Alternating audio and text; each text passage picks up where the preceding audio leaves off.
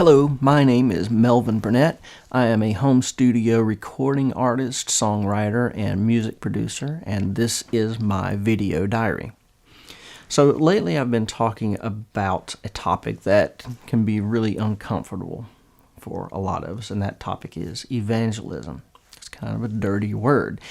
And I think that the reason for that is because many of us have been taught a version of evangelism that, in my opinion, really does not relate very well to the Great Commission that Jesus gave, and that is really the motivation that we have for what we call evangelism in the first place. But we've been taught a model of evangelism that's very confrontational and adversarial, that involves one person with information, giving that information to another person to correct their false beliefs and get them to accept a set of truth claims and become forgiven, become saved. And I think that this is it's very much an oversimplification of what Christianity actually is, and it doesn't, this sort of binary way of thinking of Christian, non-Christian, saved, unsaved, that binary way of thinking just does not reflect reality very well. Spirituality is about growth. It's about becoming mature. You know, you don't just wake up one morning and discover you're an adult.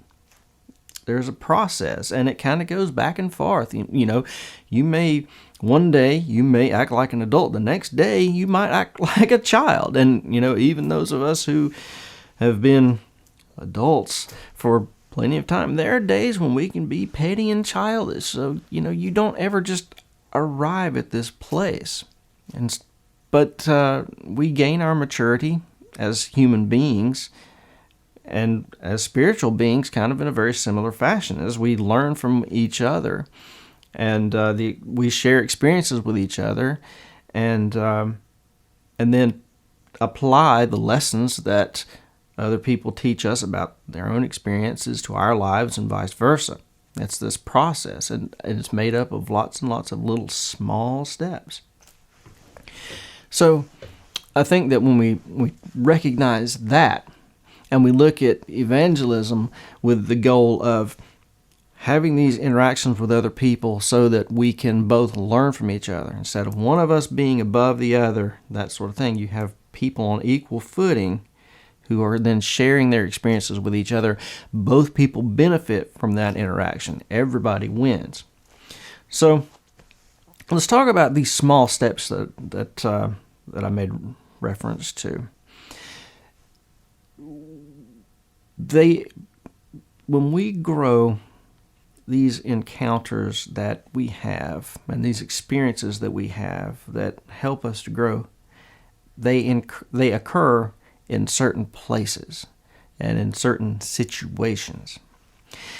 And where that happens, the potential of any kind of given location, any given environment or situation to result in spiritual growth kind of depends on what the level of spiritual maturity is of the people there.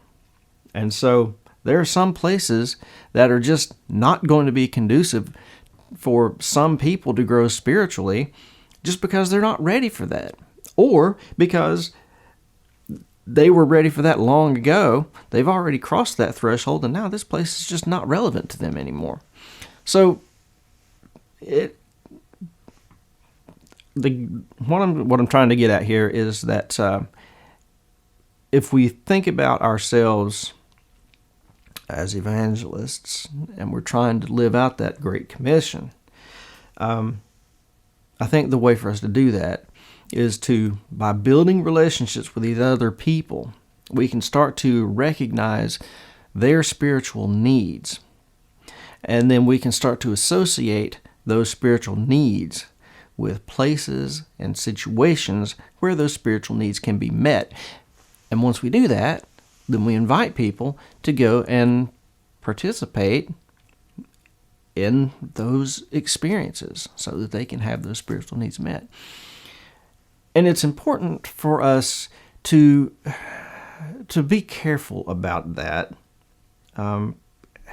We have to be really sensitive to what other people's what their needs are, and not try to impose our own will or our own agenda on them, because we can't do that. We cannot force another person. We cannot push another person towards some spiritual goal that we've established.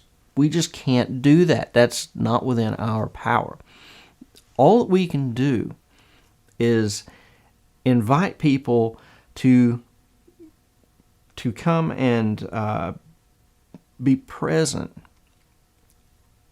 in a situation where there's an opportunity for them to grow. And as I was saying before, there are places that are and are not going to be appropriate for people based on that. Like, for instance, let's talk about sort of the old version of evangelism. Basically, what the way we thought about that was you invite people to come to church with you. And when they come to church, then they hear the gospel message, and they believe it, and they repent, and they confess their faith, and then they become a Christian. Well, that just isn't really. That's an oversimplification of the process. Everybody is not at a place where that is going to be the environment for them to take the next step in their spiritual journey. An example I can think of is, it's been several years ago now, but I was invited to pray with some people once, and this was more of a Pentecostal sort of a group of people. And so when they started praying, they started speaking in tongues, languages that I didn't recognize. Now, fortunately, before I went into that environment, I'd been prepared by, the people who invited me, that, they'd kind of given me some background on what to expect here, and helped me to understand what this was about before I ever went into that environment. Had I gone into that environment without that preparation, it would have really messed with me, and that's with me growing up, preacher's kid. I mean, I grew up in the heart of that church environment, but just not that particular religious tradition. And so, again, I'm not sure if that. I guess maybe that was an opportunity for me to grow spiritually, to experience something different, and recognize that there are more dynamics to spiritual experience than just what I had known about before. But again, it was important to take those steps leading up to that. Had those steps, not just the part, where the people who invited me had kind of explained this, but the steps long before that of just me learning things about the faith and prayer and sort of the nature of God and so on, that type of thing. All of that had to happen first. And each one of those steps took place in a particular environment. So again, all of this is to say, it's important for us to recognize that people are at different locations in their spiritual journey, and one size doesn't fit all. We need to be strategic in the way that, in the things that we invite people to participate in, and the invitations that we ourselves accept, when our goal is to grow. And I think one last point that I want to make is I feel like it's okay for us to be intentional about this. I think it's perhaps necessary for us to be intentional about about trying to create or to recognize these opportunities for spiritual growth. But it's important, it's very important when we're doing that to not set our own agenda. It's not about giving ourselves an opportunity to preach at someone or or to correct them, that sort of thing. It's not about us being able to score points, that sort of thing. Really, I think kind of the best response is if we recognize an appropriate opportunity for a person to be involved in something, is we go to that place with them or whatever, and then we just participate in whatever is happening there, and you respond to, you know, the events as they occur. This goes back to a lot of kind of that old model religious training where they teach you to kind of look for certain buzzwords or certain topics of discussion to kind of steer conversations toward, you know, and that's not what I'm talking about here. That I think is wrong. I think instead what you want to do is you just kind of want to point people toward the opportunity, and then kind of stand back and let them progress as appropriate for them. And then also remember, keep in mind the points that I made previously. These experiences are opportunities for us to learn from each other. It's not about us being right and fixing them. It's about both of us working together, interacting together, so that we learn from each other, and so that all of us are able to move. So everybody wins. And then also recognizing the nature of spiritual growth, that it's a process that's made up of lots of small steps. And so that's the thing, is when we invite people to go and participate in these things, we're not trying to jump ahead and get them to accept some kind of preconceived plan or some dogma that we've either accepted or that we've created or whatever. We're not trying to get them to follow the same path we have. Instead, this is maybe the next step, and I'm here to take it with you. And I think that's kind of it. It's kind of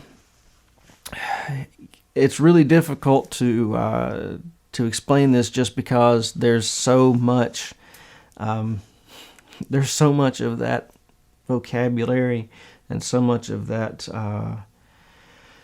philosophy that's sort of built in, that's kind of ingrained in my own psyche. It's really hard to just get away from that. But I think I hope that I've made the point that I'm trying to make, and that is